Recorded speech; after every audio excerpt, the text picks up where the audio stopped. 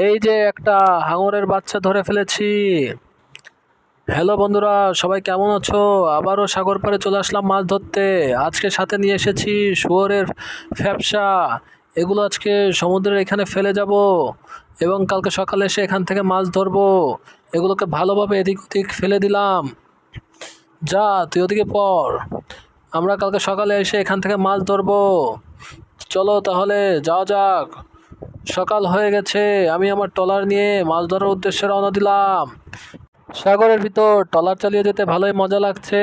এই দেখো, আমার ঘাড়ে আছে পাইপ, পানি সেচার, এবং ডান হাতে আছে পানি সেচার মেশিন।